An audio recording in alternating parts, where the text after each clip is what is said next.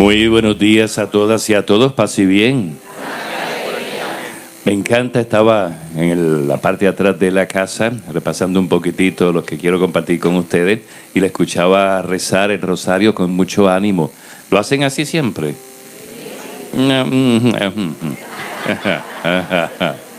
De hecho, a veces me da, no coraje, pero pena cuando uno ve una iglesia llena y empieza la misa en el nombre del Padre, del Hijo y del Espíritu Santo.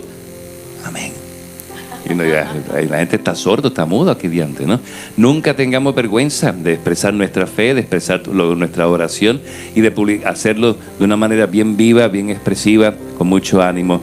Repito, como lo estaba escuchando esta mañana aquí detrás de la casa, Señor, y que tenemos mucho deseo también de manifestar nuestra fe y nuestra oración. Así que buen comienzo, definitivamente, buen comienzo de este momento, de este día, de esta reflexión, de esta cuaresma que apenas estamos comenzando.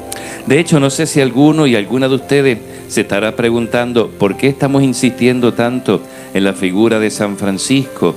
¿Por qué no concentrarnos en la figura de nuestro Señor Jesucristo? Pues hay una respuesta bien definitiva, bien profunda, bien filosófica, porque nos dará gana. Punto. Nos dará gana presentar a San Francisco. No, fuera de broma, porque de hecho bien sabemos, no sé si lo saben, y así se conoce a través de la historia y en la iglesia, el San Francisco es el imitador más perfecto y el seguidor más perfecto de Jesucristo nuestro Señor. De hecho, bien sabemos que es el primero que recibió las llagas de nuestro Señor Jesucristo en sus manos, en su costado y en sus pies. Y el segundo, Padre Pío.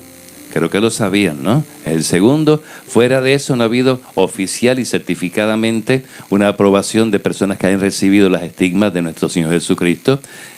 Puchino, ¿cómo que quiere decir esto, ¿Qué quiere decir esto? Que la espiritualidad franciscana todavía tiene validez, todavía tiene razón de ser, y es la que hay que seguir definitivamente. Me perdonan otras parroquias, otras espiritualidades, pero somos franciscanos aquí, y todos y todas se clasificaron como franciscanos y franciscanas también, así que están muy bien encaminados. Por eso precisamente es que nos fijamos en la figura de San Francisco, otra vez no por fanatismo, sino por convicción.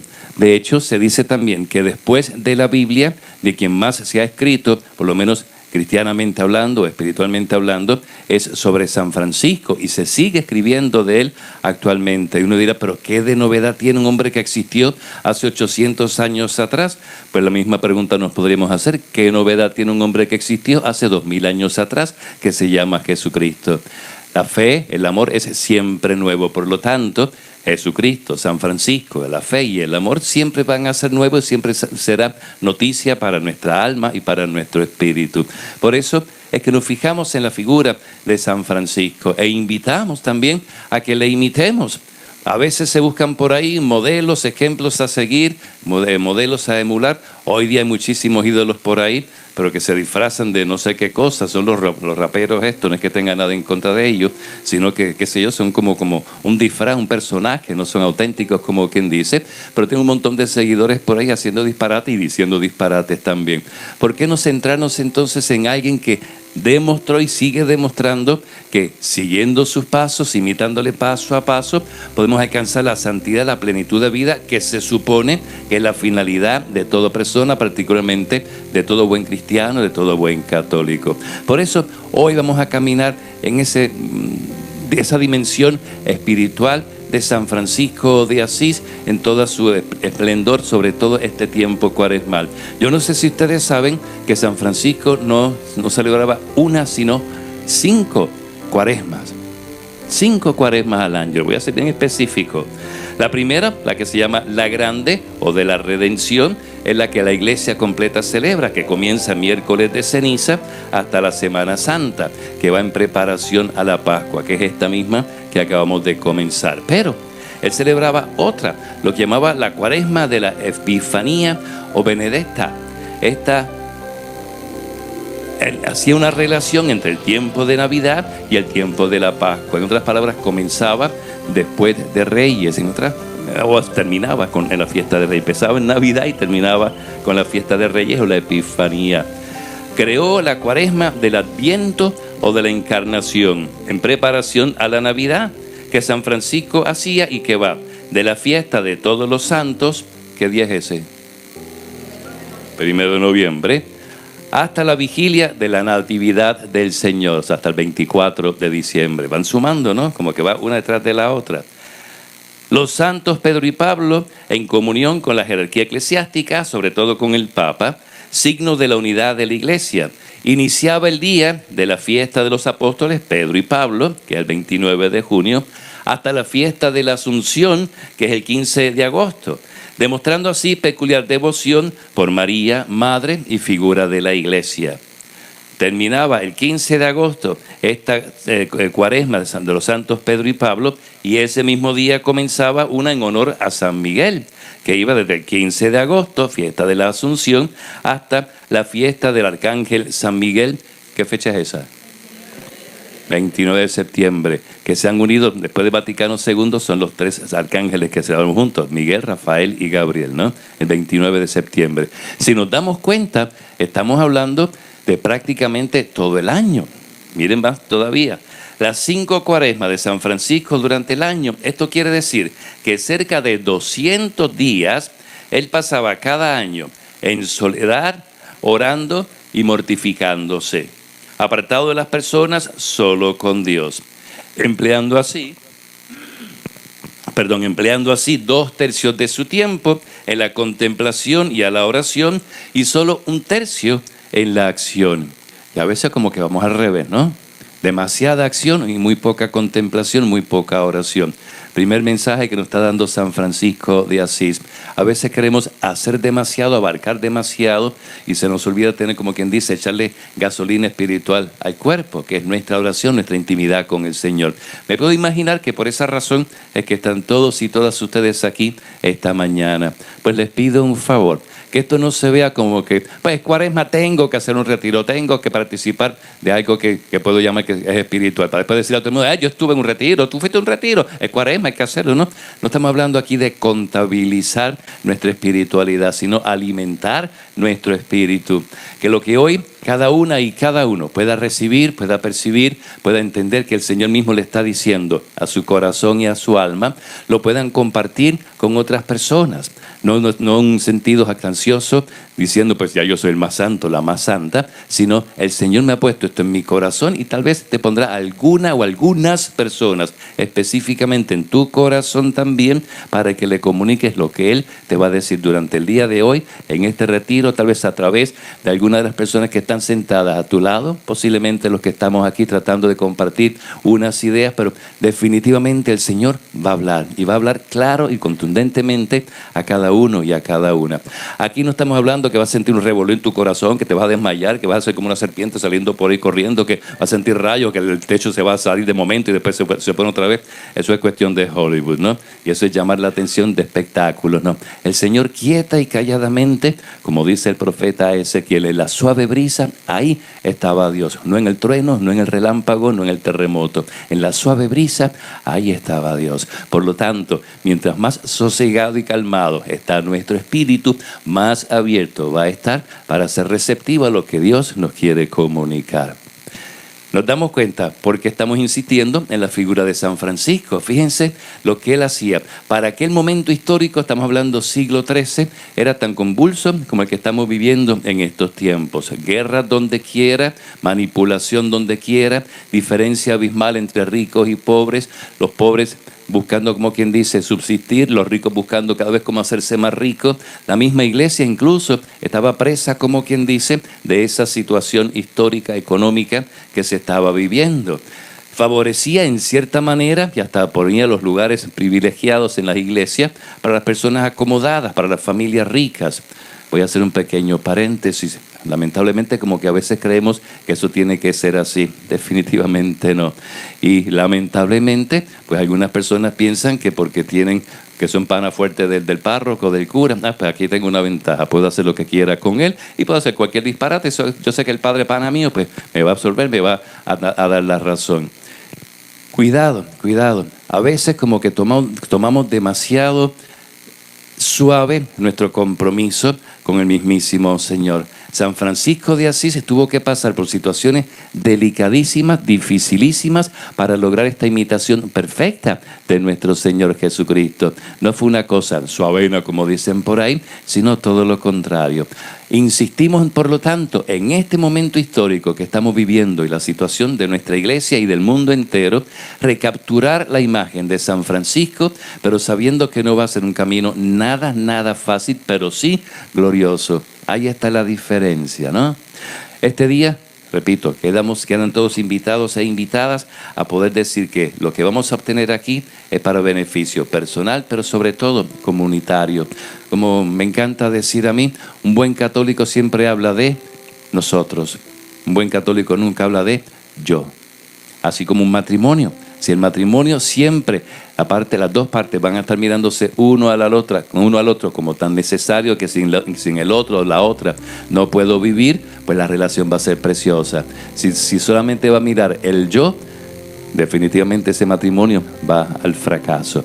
Igualmente, si mi participación de iglesia es egoísta, en todo momento voy a sentir obstáculos y voy a estar sintiendo que la gente no me entiende, que no entiendo la gente, que miles de excusas que se dan por ahí. Si pienso en nosotros constantemente, voy a sentir que tengo compasión por el otro y el otro tiene misericordia por mí. Ven qué precioso, ¿no? Por eso, hablar constantemente en nosotros, nuestra iglesia, nuestra participación, nuestro Dios. El mismo Señor Jesucristo nos lo enseñó. Cuando sus discípulos le dijeron, mira, enséñanos a orar.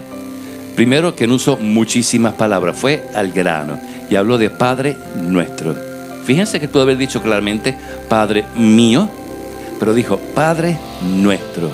En otras palabras, indicando que somos una sola familia, pero que siempre tenemos que mirar unos a los otros porque somos cada uno importante en este reino que llamamos nuestra iglesia. Siempre, por favor, hablemos de nosotros. Yo creo que esa es una de las razones de por qué a nivel mundial, particularmente en estos tiempos que estamos viviendo, hay tantas situaciones delicadas y difíciles.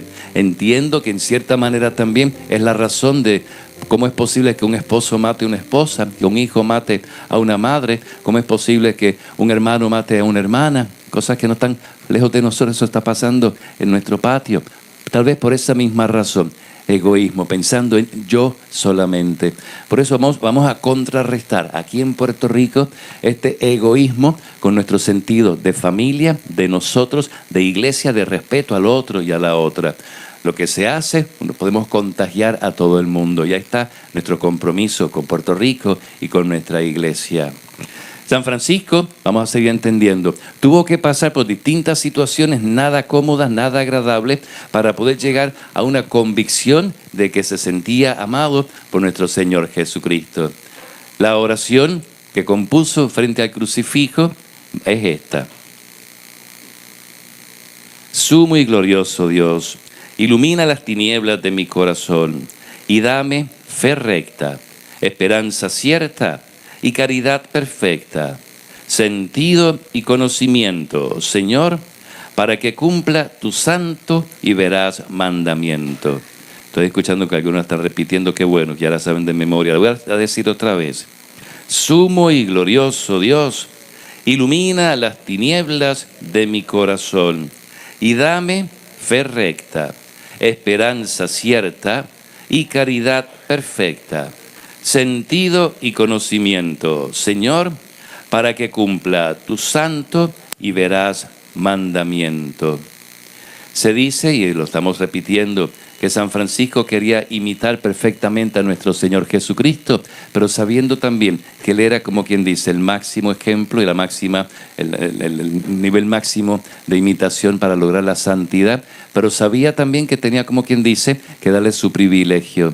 Se cuenta en las florecillas, bien conocemos el libro de las florecillas, que es como quien dice una forma romántica de presentar la espiritualidad de San Francisco. En las florecillas, el capítulo 7, se cuenta que San Francisco, previo a la Cuaresma, la grande, junto al lago de Perusa, hospedado en casa de un amigo seglar, tuvo la inspiración de Dios de ir a pasar toda la Cuaresma en solitario en una pequeña isla deshabitada de dicho lago, sin comer otra cosa más que la mitad de uno de 2 panecillos que llevó. ¿Por qué Francisco comió solo ese medio pan de los 2 que llevaba. Se cuenta que lo comió para alejar de sí el veneno de la vanagloria, de igualarse al perfecto ayuno que logró Jesús 40 días y 40 noches. Estamos viendo qué belleza, ¿no? San Francisco entendió y conoció el camino de perfección, de imitación de Jesucristo, pero dándole su lugar privilegiado, no queriendo decir voy a ser más que el maestro, no voy a ser un discípulo, tal vez acercándome al maestro, pero dándole su lugar. Aquí otra advertencia que nos está haciendo San Francisco. Tristemente hay un movimiento y bastante grande de querer eliminar a Dios de todo lo que es el movimiento humano. La idea, el afán de eliminar hasta la palabra, el concepto, las imágenes que puedan representar o hacer alusión a lo espiritual, a lo divino, a lo religioso. Hay un movimiento y lamentablemente entiendo que está ganando mucho terreno. No sé si se han dado cuenta cuántas series de televisión hay que tratan del diablo. No sé si se dan cuenta. Y están presentándolo como la cosa más perfecta, más preciosa. En otras palabras, se están santificando al diablo. Eso es quitar a Dios del medio. Eso es como quien dice, todo lo contrario a lo que la iglesia ha enseñado, la sociedad de hoy día lo está tratando de glorificar. Cuidado. Eso es creerme más que el mismísimo Dios y que como quien dice, Dios pasó de moda, vamos a poner de moda lo que vamos a creer. Aquellos que tenemos nuestra fe bien clara, bien definida, primero tenemos que defenderla y segundo, vivirla abiertamente. Por eso es que decía hace un ratito atrás, cuando recemos, cuando actuemos, cuando digamos y proclamemos nuestra fe, no con miedo, no con reparo, no con timidez, con seguridad, con firmeza y sobre todo diciendo, porque tengo fe, a pesar de tantas circunstancias, me siento a gusto, me siento en paz y quiero seguir caminando. San Francisco lo entendió bien, pero que bien claramente. Por eso, fíjense, vamos a reflexionar en este primer momento, en ese extracto de la oración. Las tinieblas de mi corazón. Uno puede pensar, San Francisco, que vivió esta intimidad con el Señor, ¿acaso sí tenía esas tinieblas en su corazón? Vamos a entender primero el concepto de tiniebla. Y vamos primero desde lo gramatical hasta lo espiritual. La palabra tiniebla se deriva en su etimología del latín tenebre, que significa oscuro. Las tinieblas aluden entonces a la falta de luz. Vayan tomando en cuenta. Las tinieblas en sentido bíblico son el contrario de la luz, que representa la vida, la energía y el bien, siendo por ello consideradas en un sentido peyorativo. En el Génesis, Dios ordenó que se haga la luz y vio que era buena. Siempre pronunciemos bien, por favor, aprendamos nuestro español. En una ocasión escuché a una persona predicando y dijo Dios que haya luz y la luz habió. Yo, diantre, la cosa es que la gente entendió aquel disparate que estaba diciendo, ¿no? Dijo Dios que se haga la luz y vio que era buena y a ellas las separó de las tinieblas. ¿Cuál es la obra preciosa que hizo Dios Padre en este mundo? Separar lo malo de lo bueno, la oscuridad de la luz, las tinieblas del esplendor. Vayan tomando en cuenta ese detalle que a veces se nos escapa y pensamos que son meramente palabras lindas, palabras románticas o palabras de la Biblia para citar en algún momento dado. La obra de Dios Padre es separar las tinieblas de la luz. Y ya vamos entendiendo. En las tinieblas, para la tradición judeo-cristiana, reside el mal. Es el reino del demonio. Lucifer, uno de los nombres dados al diablo, significa literalmente portador de la luz. No sé si lo sabían. Lucifer significa portador de la luz. Pero qué curioso, ¿no? Estamos diciendo que luz es presencia de Dios, oscuridad es ausencia de Dios, y Lucifer significa portador de la luz. ¿Y qué diantres pasó aquí entonces? ¿Qué diantres pasó aquí entonces que ahora es todo lo contrario? Pues este ángel perfecto en un principio y luego pecador se convirtió en Satanás o diablo, adversario de Dios, y pasó a gobernar las tinieblas, el reino del oscuro y maléfico, también conocido como infierno. San Agustín, el gran santo de nuestra iglesia, distinguió dos sustancias, la de la luz y la de las tinieblas, que no tienen nada en común. La primera está en Dios y allí se encuentra la verdad. En las tinieblas se hallan la maldad y la mentira. Estoy seguro que no estoy diciendo ninguna noticia nueva, pero no sé si se están preguntando, ¿San Francisco pasó por eso? Y está hablando de las tinieblas de su corazón. ¿Cómo es posible? Si es el santo entre los santos, como que es una total contradicción lo que estaba diciendo en esa oración. Cuidado, recordemos que San Francisco se fue haciendo santo, no nació siendo santo. Todos aquí hemos nacido seres humanos y nos vamos haciendo santos y santas. No se olviden de ese detalle también, por favor, ¿eh? Por eso vamos a prestar mucha atención durante el día de hoy. Metafóricamente, los estados de ánimo angustiosos o depresivos se dicen que traen tinieblas al alma o al corazón de las personas. Repito esa. Metafóricamente, los estados de ánimo angustiosos o depresivos se dicen que traen tinieblas al alma o al corazón de las personas. Escuchando esto, si San Francisco en esta oración preciosísima que hizo ante el crucifijo de San Damián habla de las tinieblas de su corazón, ¿qué podemos concluir? Hello, no es una pregunta retórica. ¿Qué podemos concluir si San Francisco dijo, aleja, ¿dónde está? Ilumina las tinieblas de mi corazón? ¿Qué podemos concluir? Angustia, tristeza, depresión, modernamente hablando, desolación. Se están confesando, no sé si están dando cuenta. ¿Cómo? Pecador. ¿Qué más? Miedo, ansiedad, duda, soledad, frustración, angustia, anhelo de la luz. ¿Perdón? Coraje, maligno. ¿Aquí qué?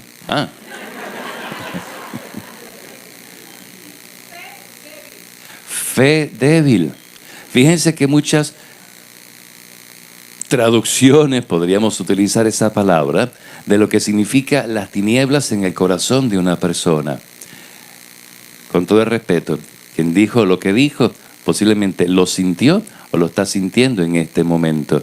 Están solidarios en un momento dado con San Francisco. Pues en este primer momento vamos a tocar esas heridas, vamos a tocar esos sentimientos, vamos tal vez en cierta manera por fin a aflorarlos, a abrazarlos, como hizo el mismísimo San Francisco.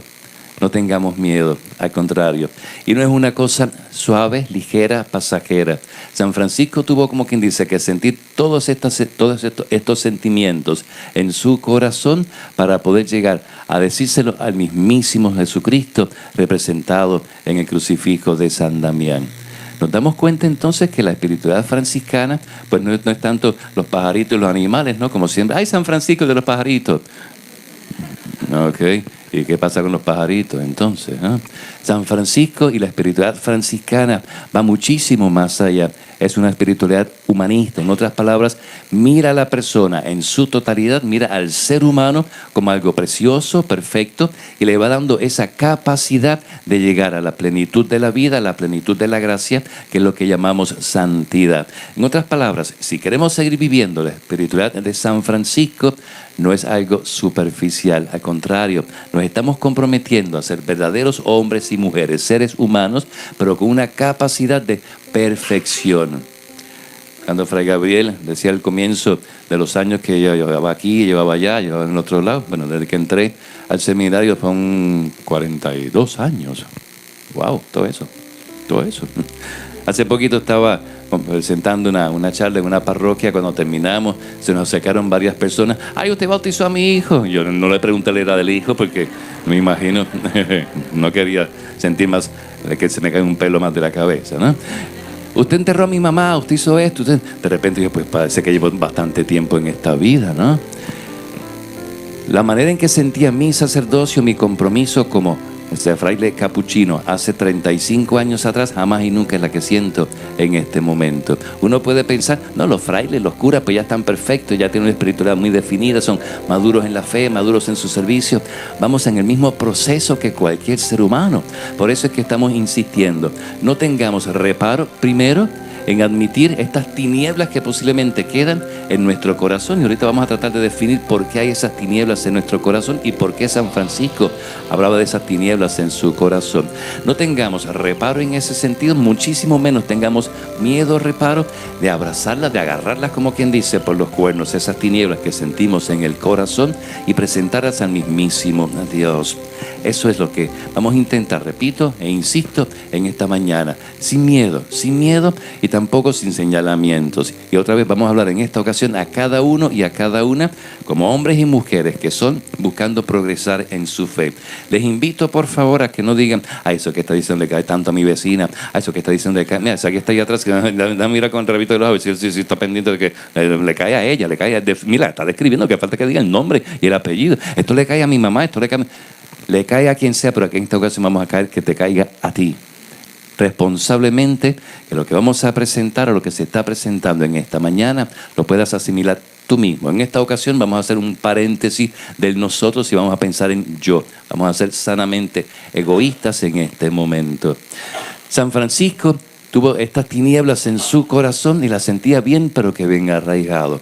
Vamos a hacer un pequeño resumen de algunos de los momentos de la vida de San Francisco que posiblemente fueron los que más presente tenía cuando ante el crucifijo pidió que se iluminasen las tinieblas de su corazón. En el año 1202, San Francisco nace aproximadamente, no hay una fecha precisa, 1181, 1182. En el año 1202 podría tener 19 años. A esa edad, el ser humano es tan tierno, 800 años atrás como lo es ahora, ¿no? Una persona con 18 años, 19 años está empezando, como quien dice, a mirar la vida. A sus 19 años había una guerra entre Perugia y Asís, la ciudad de él, estaba desarrollándose, como quien dice, la Italia que hoy día conocemos, y había guerras entre distintas comarcas, entre distintas regiones, para, como quien dice, ampliar su poderío. Pues había esta guerra entre Perugia, que era una región, y Asís, que era la ciudad de San Francisco. Esta guerra, de hecho, duró del 1202 al 1209. En otras palabras, los inicios de la vida de conversión de San Francisco estaba oscurecido, si vamos a ver, por un ambiente bélico, ambiente de guerra. Y las guerras siempre son lo mismo, ¿no? ¿Qué traen la guerra? Hambruna, desolación, viudez, orfandad. Toda la guerra los traen, por lo tanto, ninguna guerra es solución de nada, de nada. Insistamos sobre todo en nuestra oración que se aleje la sombra de la guerra en nuestro mundo. Hay algunos individuos por ahí que están, como quien dice, jugando y tentándose a ser los dueños y señores del mundo a través de guerras. No, insistamos, la guerra nunca, pero que nunca trae ningún fruto positivo. Pues en el tiempo de San Francisco había esa guerra. Y de hecho, los jóvenes se sentían inspirados, como quien dice, buscando un protagonismo de ser caballeros y de ir a esa guerra. Y de hecho, se acercó a esa guerra. Asís pierde esa primera batalla en el 1202 y estuvo San Francisco preso en Perugia, en la región de Perugia. Estuvo preso 1 año. Uno puede pensar, estaba en la cárcel, ¿qué rayo? Pues como ahora que los presos pues, tienen sus derechos, tienen sus privilegios, votan, están en condición de aire, tienen sus camas. No, las cárceles en aquel entonces no eran ni sombra de lo que hoy día podemos ver en una cárcel. Estaban primero montones de personas en una misma celda, como quien dice, estaban apretujados. La comida obviamente era ninguna y podemos imaginar que lo poquito que tenían para mantenerse, sostenerse entre los presos, estaban batallando quién se quedaba con ellos, ¿no? Imaginamos entonces esa primera escena, buscando primero la fama, la gloria, y ¿dónde termina? Con un montón de personas presos en la cárcel, ausente absolutamente de todo, principalmente de la libertad. En otras palabras, podemos pensar que en su interior ya se estaba experimentando lo que es el fracaso, la decepción de sí mismo y el fracaso y la decepción grupal. No fue tan solo él, fueron todos aquellos jóvenes de la ciudad de Asís, amigos de él, amistades de él, que fueron a esta guerra, y todos terminaron presos en esta cárcel por un año completo. Yo no sé si ustedes han visto privados de sus comodidades. Bueno, sí, Puerto Rico lo pasamos después del huracán, la mayoría, bueno, todo Puerto Rico. Un día que pasamos sin bañarnos y un día que pasamos sin, qué sé yo, sin la comodidad de dormir bien, como que se nos fue el mundo, ¿no? Imagínate por un año completo. Y apenas 19 años cumplidos con este afán, con esta expectativa de yo quiero pues sí llegar a la gloria, ser un gran caballero y que todo el mundo hable de mí, que todo el mundo me reconozca. Sentido de frustración, de decepción, de coraje con sí mismo, coraje con el mundo, coraje con Dios, coraje absolutamente con todo. Fíjense, tinieblas en su corazón. 1202, apenas comenzando como quien dice su vida. Todavía ni soñaba San Francisco con que Dios le iba a llamar. 1204 sale por fin de la prisión y una larguísima enfermedad, obviamente fruto de esta ausencia de todo lo que vivió en este año de la prisión. Una larguísima enfermedad que se va a sumar a esta frustración que estaba experimentando de haber intentado ser un caballero en la guerra, de repente la prisión, todo lo que esto conlleva, y ahora también enfermedad física, podemos pensar por supuesto, enfermedad emocional también. Oye, se van alimentando las tinieblas en el corazón. 1205, no conforme con la experiencia que tuvo en el 1202, parte a una segunda guerra, en esta ocasión Asís contra la ciudad de Apulia. En este momento comienza a darse ya un fenómeno en la vida de San Francisco. Dios comienza a inquietar su corazón. Hay una visión preciosísima que tiene San Francisco. Aquellos que conocen un poco de los escritos de San Francisco, voy a leer de la leyenda de los tres compañeros. Es una de las biografías que hay sobre la vida de San Francisco de Asís. Se titula así mismo, Leyenda de los tres compañeros. Voy a leer del capítulo 2, el párrafo 6.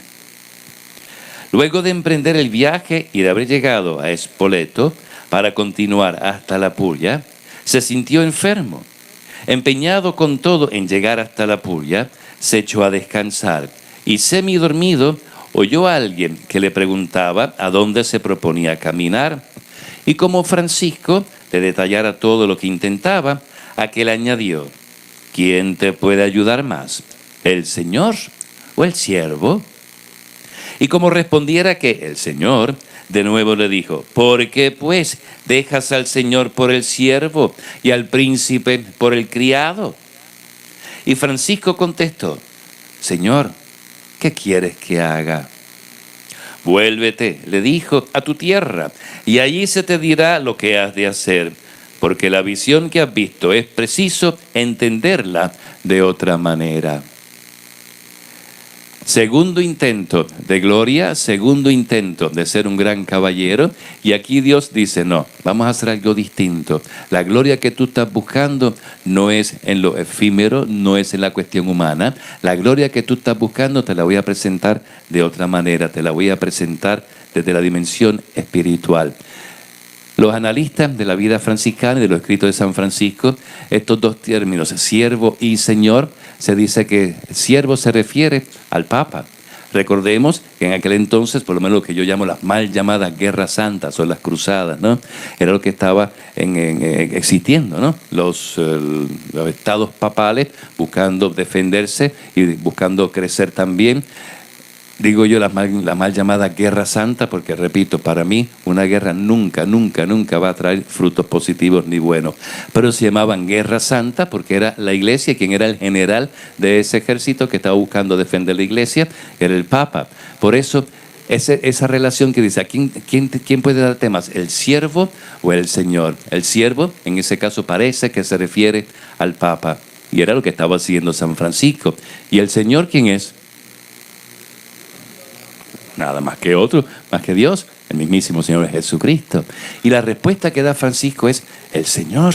En otras palabras, acá había una convicción, acá había otra convicción de parte de San Francisco, pero en acción estaba haciendo, como quien dice, lo contrario. Otra tiniebla más que había en su corazón. Quiero, deseo, pero hago lo que no se supone que deba hacer. Fíjense, San Francisco, podemos decir que es un excelente psicólogo en sus oraciones, puesto que esta oración breve y sencilla es de total liberación y de total enfrentamiento y de total engrandecimiento de la fe. Seguimos, fíjense, estamos hablando 1205, espérate.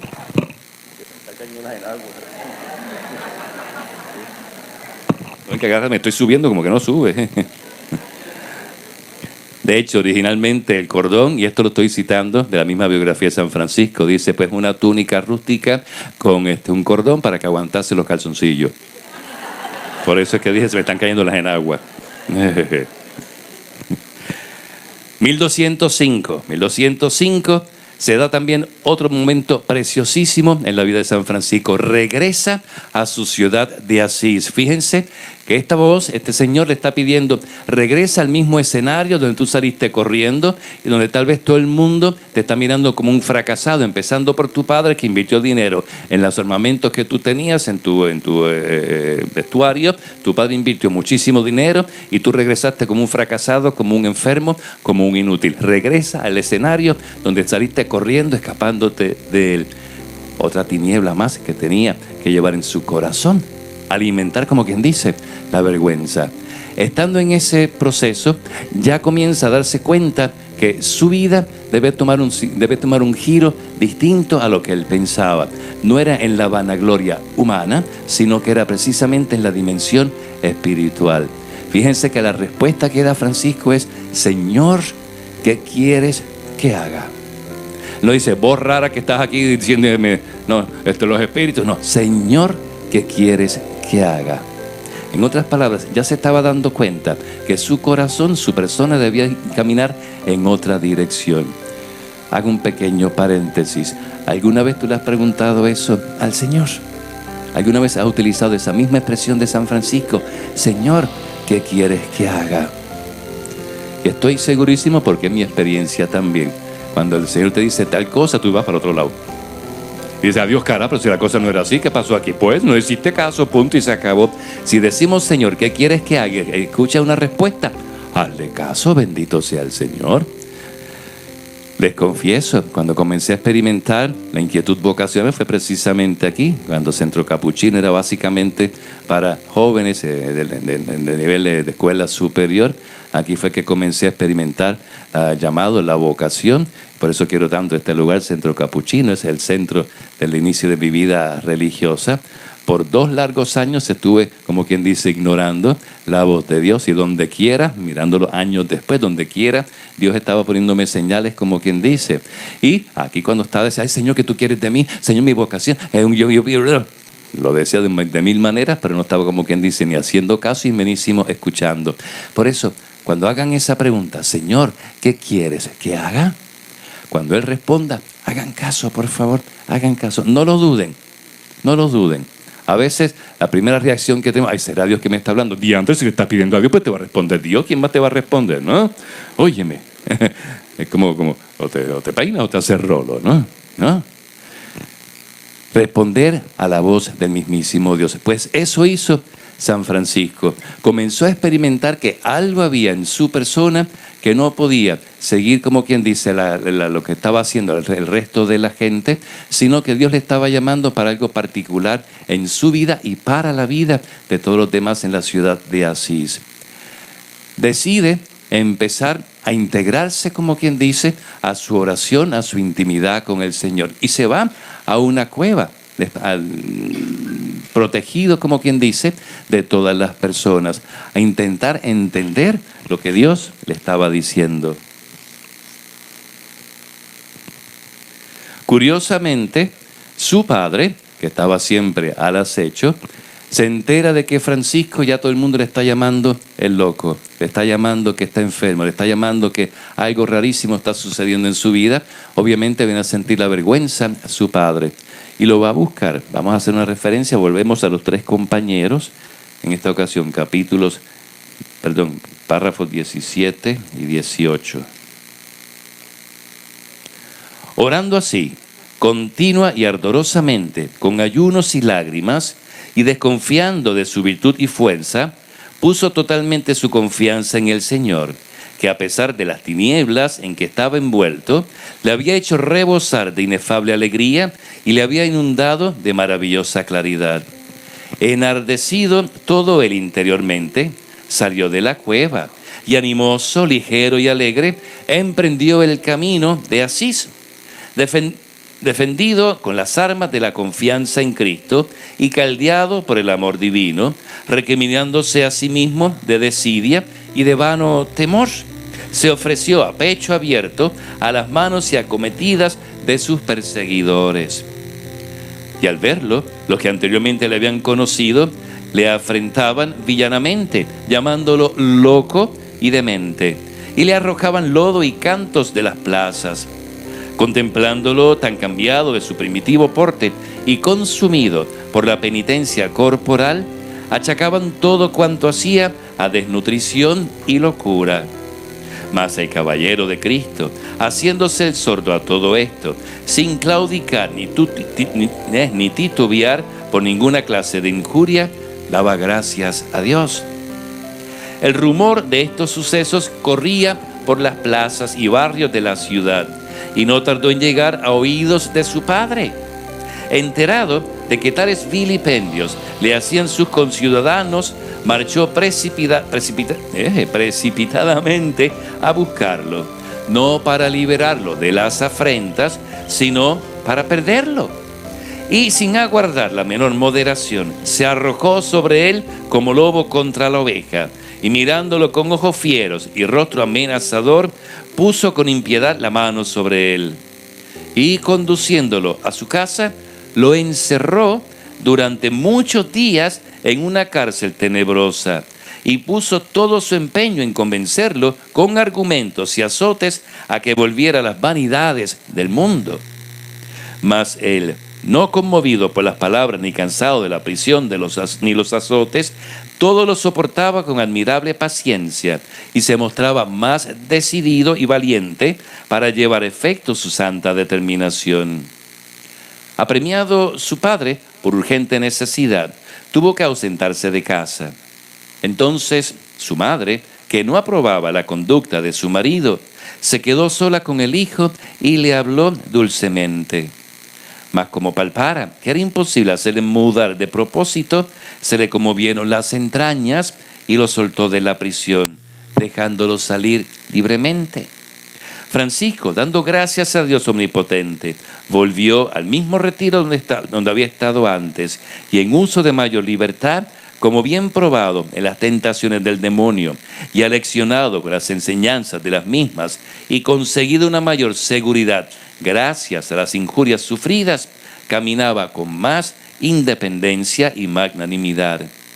Mientras tanto, volvió el padre, y no encontrando allí a su hijo, ensartó pecados a pecados, desatándose en improperios contra su esposa.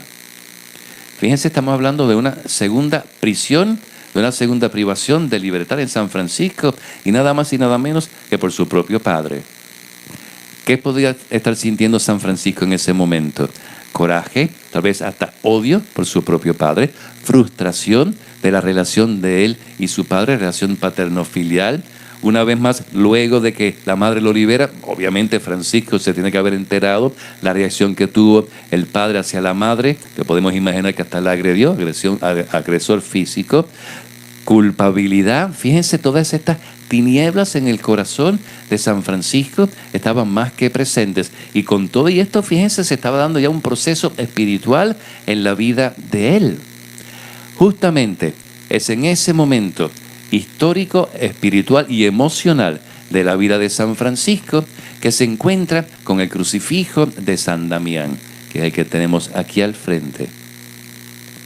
Nos dice la leyenda, la historia, que ese mismo crucifijo, estando San Francisco en contemplación y en oración, le dijo: Francisco, repara mi iglesia, porque como ves, amenaza destruirse. Fíjense que iglesia en este sentido no es necesariamente como lo entendió San Francisco inicialmente, la estructura, sino que estamos hablando de iglesia institución, pero estamos hablando iglesia casa, iglesia familia, iglesia ser humano. En otras palabras, Dios mismo le dijo a San Francisco: reconstrúyete, Reconstruye tu persona, reconstruye todas estas frustraciones que hay dentro de ti. ¿Cómo lo vas a hacer? Iluminándote por mí. Si nos damos cuenta, en la parte de atrás de la figura de Jesucristo hay una franja negra. ¿La pueden observar? ¿Me ayuda alguien aquí, por favor? Para moverlo, que todos lo puedan ver. Sobre todo los que están allá y acá. Este es Jaime, buena gente también. Todos los Jaimes somos buena gente. Si se fijan, hay una franja negra. Mueve para allá, y para acá después. Una franja negra detrás de la figura de Jesucristo. La pueden observar, ¿no? Acá, esta franja detrás de Jesucristo. No es un adorno, gracias Jaime, no es un adorno, sino que este icono, esta imagen, que durante todo el día de hoy vamos a seguir resaltando muchos de los símbolos que hay, no es meramente un color que está ahí, una ausencia de color, sino que representa esto, la sepultura de Jesucristo, la oscuridad, las tinieblas. El mismo Señor Jesucristo también pasó por este momento de frustraciones, de dolores, de miedo, de tinieblas en su corazón, de amargura, de frustración. La que pasó San Francisco, la que estamos pasando prácticamente todo el mundo. Al contemplar este crucifijo, ahí es que San Francisco comienza a observar y a sentir que de las tinieblas puede el mismísimo Señor Jesucristo proporcionar la luz. Si nos fijamos, la imagen del Cristo, primero que está vivo, un Cristo vivo. Aunque está sangrado, fíjense que no hay corona de espinas, sino una corona de gloria, y parece como si no hubiese pasado, está prácticamente limpio, ¿no? ¿Qué significa esto? Ilumina la figura de Jesucristo, todo lo que puede ser las tinieblas de la vida de un ser humano. Por eso la frase que utilizamos y estamos reflexionando en este momento, ilumina las tinieblas de mi corazón. Primero hay que admitir que sí, tal vez guardamos distintas situaciones. De hecho, San Francisco podríamos decir, y esto algunos psicólogos pues no se acaban de poner de acuerdo, pero se acercan sí a decir que están más o menos en concordia cada uno de ellos. San Francisco, en todo lo que es su vida espiritual, las reglas, las normas, sus escritos, testamentos, habla muchísimo de la madre. Prácticamente no menciona al padre. Y habla de la madre, incluso de la María Santísima. Se refiere muchísimo más a Jesucristo, el hermano, el Hijo de Dios. Muy pocas veces utiliza la palabra Padre. Algunos psicólogos, tomando este detalle, dicen, pues parece que su situación de frustración con su papá, parece que nunca pudo sanarla totalmente. Que de hecho, hasta en sus escritos, repito, se refleja. Por lo tanto, ¿qué nos está queriendo decir esto? ¿Que San Francisco era un pelele, que es un engaño? No, todo lo contrario. Que él mismo supo tomar todas las frustraciones de su vida, todas las situaciones de su vida, todas las tinieblas de su vida y pedirle al mismísimo Dios que la iluminara.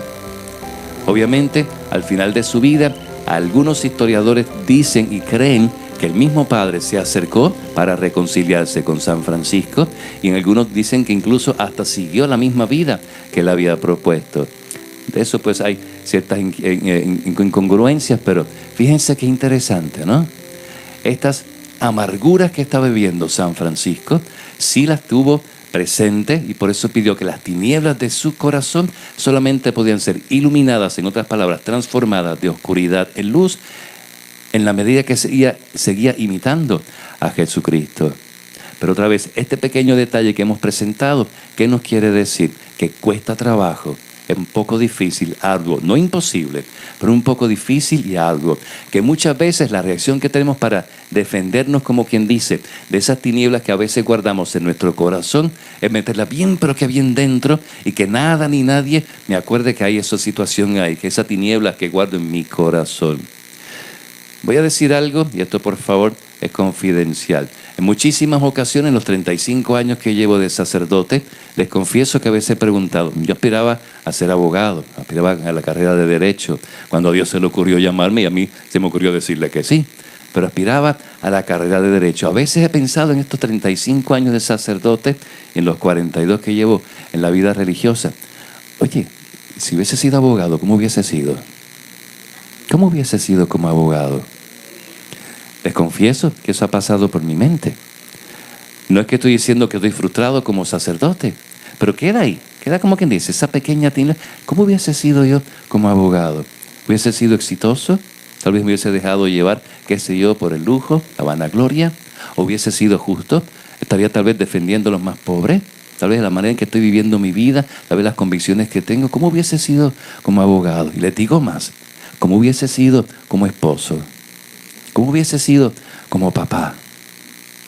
Fíjense, no es, repito, que estoy arrepentido de mi sacerdocio, pero esas preguntas que a veces surgen, que tal vez alguno está diciendo, mira, a él le pasa, a mí me pasa también, yo soy maestra, y yo pensaba ser abogada, yo pensaba ser licenciada, yo pensaba ser ingeniera, y yo soy maestra. Y tal vez hasta me siento medio frustrado o frustrada porque soy maestra. Ay, mira, yo me casé y si hubiese sido mi vocación la religiosa, ¿y por qué no pensé en ser sacerdote? Fíjense que yo creo que todos guardamos esas tinieblas en nuestros corazones. No es para que se asusten ahora y salgan corriendo de aquí. No, todo lo contrario. San Francisco fueron esas tinieblas particularmente, esas heridas que estaba guardando de su proceso de hombre, de hijo, de ciudadano, de ser humano. Entonces, todas esas tinieblas que estaban en su corazón, se dio cuenta que sí tenían la manera de ser iluminadas por nuestro Señor Jesucristo. Por eso fue que pidió en esta oración sencilla, profunda, ilumina las tinieblas de mi corazón. En este momento les pedimos el siguiente favor. Si es posible incluso, escríbelo. ¿Cuál de las tinieblas que guardo en mi corazón es la más oscura? ¿Cuál de las tinieblas que guardo en mi corazón es la más oscura? Alguna vez, no, yo no tengo ninguna tiniebla. No es que nos inventemos ahora o que queramos crear complejos de culpabilidad en los que están aquí presentes. Pero repito, aunque haya sido esas duditas que pasan de vez en cuando, quién sabe, todo el mundo guardamos cierta, qué sé yo, resentimiento con nuestros padres, la forma que nos criaron o cómo no nos criaron, lo que nos dijeron, lo que dejaron de decir. Siempre hay como cierto, qué sé yo, rencilla o reminiscencia de lo que viví con ellos, con los hijos, con los nietos, con el esposo, la esposa. Y no estoy, repito, aquí inventando ni exagerando, pero todos guardamos, aunque sea mínimamente, una pequeña tiniebla en nuestro corazón. ¿Cuál de esas tinieblas que hay en tu corazón es la que te duele más? Te repito, si es posible, escríbelo. No miren para el lado, por favor, No miren para el lado. Esto es algo privado, esto es algo muy íntimo, es algo muy de cada uno y cada uno. Invitamos a que fuesen en este momento sanamente egoístas. ¿Cuál de esas tinieblas la que más te duele? ¿Cuál es la más oscura? ¿Cuál es la que más tal vez ha provocado que en tu vida sientas o pienses que no iluminas, que no ha sido iluminado todo tu ser como tú quisieras? Y sin miedo, dile a Jesucristo, como lo hizo San Francisco, ilumina esa tiniebla de mi corazón. Pues ¿saben qué? Deja que te ilumine. Gracias.